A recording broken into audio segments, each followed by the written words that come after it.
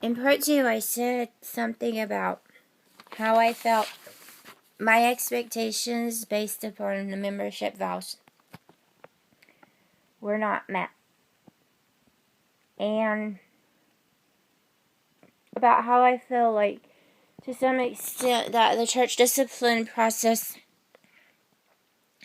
in this case, lends itself to inequality.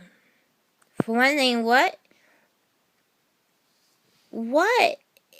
definition is there, or what, I think there needs to be a clarification as to what sin qualifies for church discipline and what sin doesn't. Because as I understand it, there really is no exception. In my case, we were told that it was the autism, and that was part of the reason why they didn't execute it. And that's unfair. As you could tell, I'm very high functioning, and I have done a lot of research by this point into the whole thing about church discipline and membership vows and all kinds of other things. Well, let me explain where I feel like some inequality occurred. Actually, let me explain what I understand about church discipline. Church discipline is supposed to be a very redemptive process. It kind of says that in there, that it's supposed to be redemptive. That if your brother listens to you when you talk to him about the offense, then you've gained him or her. But if he doesn't, then to go to the next step, and so forth. Along the way, the hope is that the person will be redeemed in the process. Just like how we're sinners by birth because of what Adam and Eve did in the garden, which put a chasm between us and God. And to bridge that chasm, God sent His Son, who then died for us on a cross and took our sins upon Himself. That was redemption.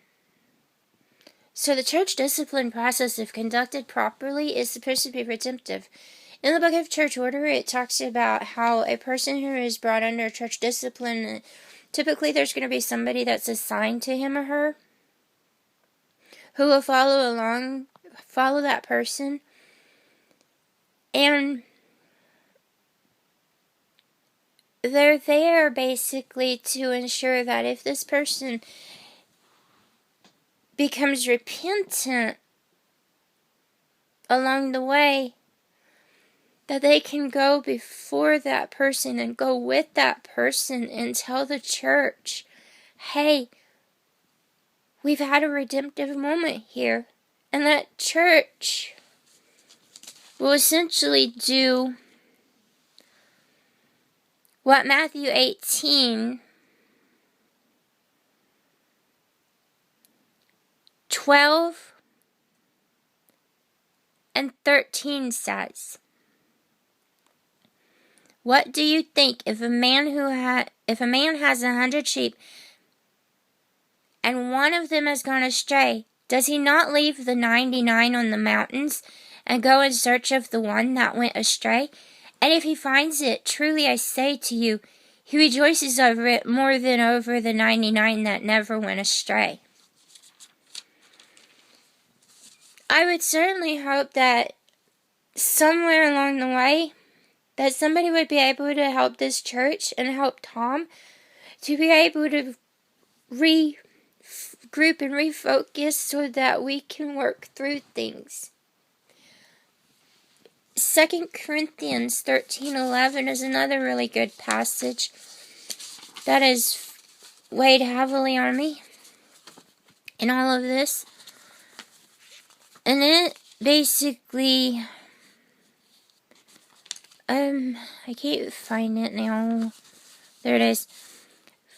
It says that we're to aim for restoration, comfort one another, agree with one another, live in peace, and the God of love and peace will be with you. And that's what I would like to see happen here. I would like to see restoration between myself and Tom. I would like to see restoration between myself and this church.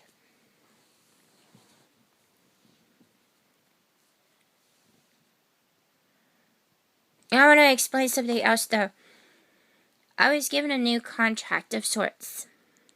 A contract which says, if it's left unsigned, that I am limiting myself to only being able to attend church worship services in the mornings, on Sunday mornings. And also says that if they think that I did something wrong, that they are to execute official church discipline. Well, that contract has now been violated. They try to bring me back under it, even though at present I am not a member. And according to Tom, when I released my membership, I was no longer going to be obligated to it, nor was he, and that's why he was allowed to be my friend. But now they're trying to hold him under it, and, well, they still failed to meet expectations, as far as I'm concerned. Because they did not do church discipline, and they're barring me from attending church worship.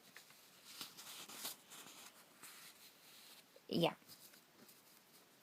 And again, I'm trying to fathom the grace here. I'm trying to see the grace in all of this. And I don't see it right now. But I want to say something in my next video